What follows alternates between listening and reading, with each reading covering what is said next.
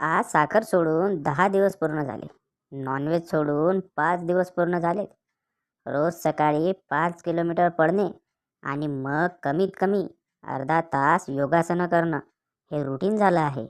ना चहा ना कॉफी, केवळ हिरव्या ताज्या भाज्या, त्या पण ऑर्गॅनिक. दुपारी 2 पोळ्या आणि भाजी, संध्याकाळी थोडे ड्रायफ्रूट आणि सीझनल फळं. जंक फूड पूर्ण बंद. सगळ्या वाईट सवयी सोडल्या.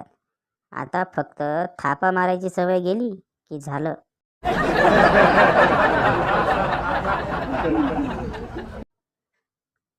गण्या, आई, मला खूपच थंडी वाजते. आई, मग तुला स्वेटर देऊ का? गण्या, स्वेटर नको.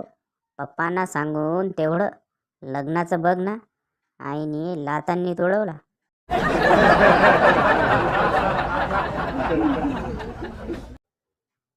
माणसांमध्ये भांडण तर पूर्वीच्या काळात व्हायचे.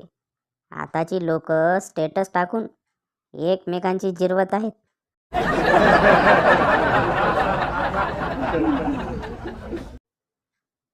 भाजीवाल्याचे लग्न होते.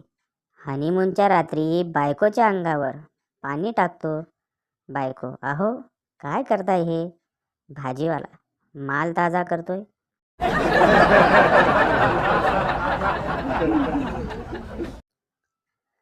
एका पार्टीमध्ये ननंद आणि भावजे एकमेकींना अजिबात सोडत नव्हत्या. अगदी बसायला खुर्च्या देखील शेजारी शेजारीच पकडायच्या. कहर म्हणजे एक खुर्चीत बसू लागली की दुसरी तत्परतेने तिची खुर्ची स्वच्छ पुसून देत होती. हे पाहून जमलेले सर्वजण ननंद भावजेमधलं प्रेम पाहून खूप आश्चर्यचकित झाले. किती हे प्रेम? नंतर एकाने खोलात जाऊन चौकशी केली तर असे समजले की त्या दोघी एकमेकींच्या साड्या नेसल्या होत्या. आपली साडी मोडू नये म्हणून सारा आटापिटा चालला होता.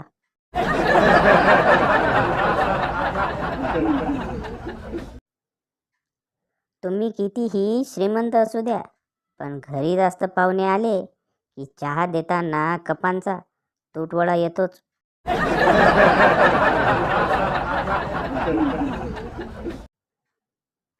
ऑनलाईन भांडण तोच जिंकतो जो विषय सोडून भलतेच रिप्लाय देऊन समोरच्याला कन्फ्यूज करतो.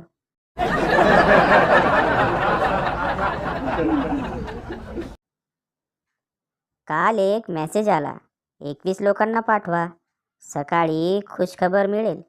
सकाळी उठून पाहिलं तर 15 लोकांनी ब्लॉक केलं होतं.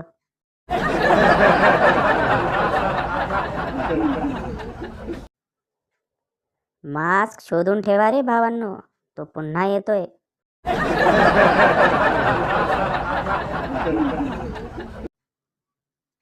बोर्डवर तरुणीने हातात मिक्सर घेतलेले चित्र होते आणि लिहिले होते एक्सचेंज ऑफर.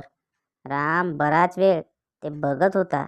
ते बघून काकू ओरडल्या, चला, ऑफर फक्त मिक्सरची आहे.